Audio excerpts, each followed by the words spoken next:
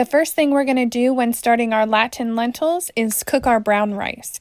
Cook your 1-pound bag of rice according to the package instructions. Add a couple teaspoons of salt and a couple teaspoons of apple cider vinegar. It really adds a lot of flavor to your rice. Once your rice is cooked, put it in another bowl or pot and set it aside.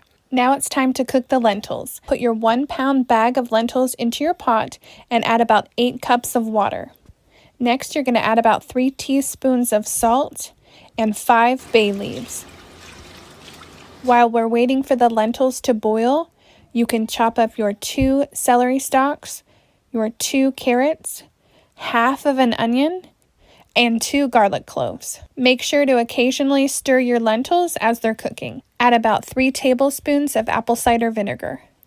Add 2 tablespoons of garlic powder and a whole bunch of black pepper.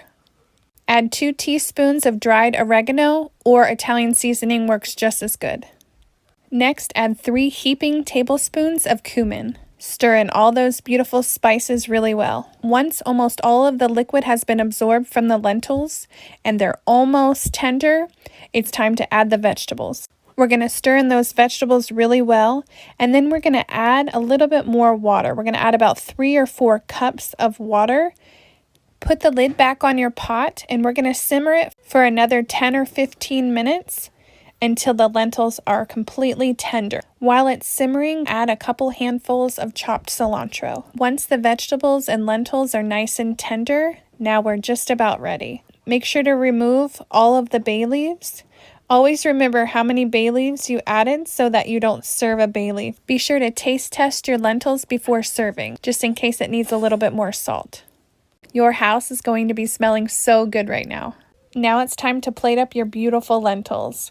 Put some brown rice down on your plate and ladle those gorgeous lentils over it. We like to serve ours with a little bit of avocado and a little extra cilantro on top.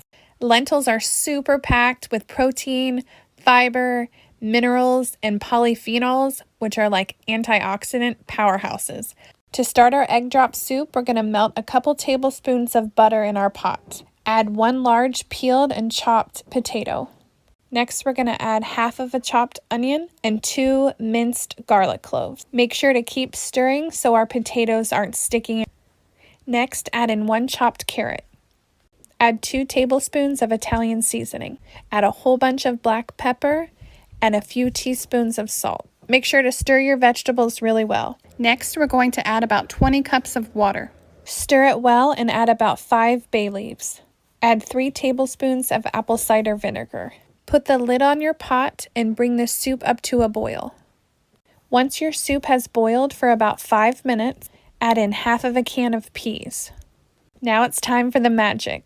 You're going to whisk your 4 eggs really well. Slowly stream in those eggs into your pot while stirring vigorously. Make sure to pour your eggs in about as slow as you can. By pouring in it nice and slow, you're making these beautiful thin ribbons of eggs. Now it's time to add a couple handfuls of chopped cilantro.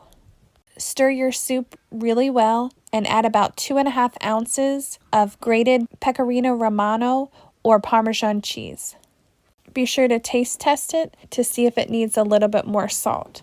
I needed a little bit more salt in mine and a little bit more pepper. If you have green onions on hand, chop those up and add those in at the end. We regrow our green onions on our windowsill, so we have them all year round. Make sure to remove all of the bay leaves. This is my family's favorite soup. We absolutely love it. And this is what I make when someone's not feeling well. This is kind of like our version of chicken noodle soup. It is super nourishing with the protein from the eggs and the vitamins and minerals from the vegetables. This is a soup that's going to make you feel really satisfied and healthy. We like to top ours with a little bit of extra chopped cilantro, some green onions, and a little bit more of that pecorino romano cheese. The first thing we're going to do to start cooking our burrito bowls is start by cooking your 1-pound bag of brown rice according to the package instructions. Next, you're going to add a couple tablespoons of butter in your pot, and then add your 3 cans of drained chickpeas. Add 1 large chopped tomato and a couple teaspoons of salt. Add 2 tablespoons of garlic powder. Add 1 tablespoon of onion powder. Add 2 heaping tablespoons of cumin and 2 tablespoons of either dried oregano or Italian seasoning. Next, add a whole bunch of black pepper.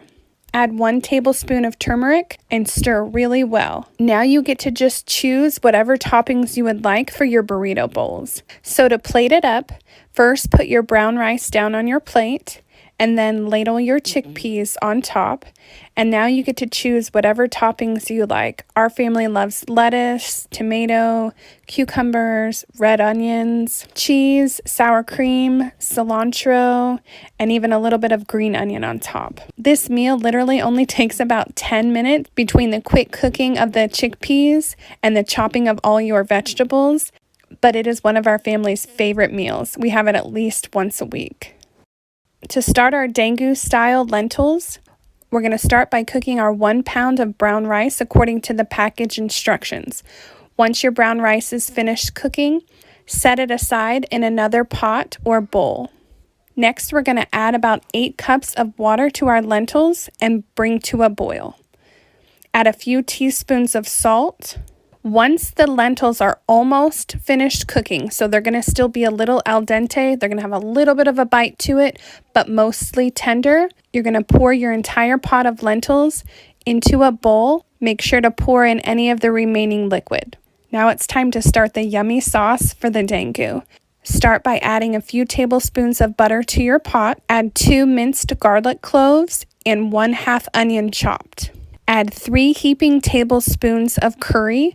Make sure your heat is on low or medium-low so that your spices don't burn. Stir your butter and your curry really well. Next, add 2 tablespoons of garlic powder and 1 tablespoon of turmeric and a couple teaspoons of salt and a whole lot of black pepper.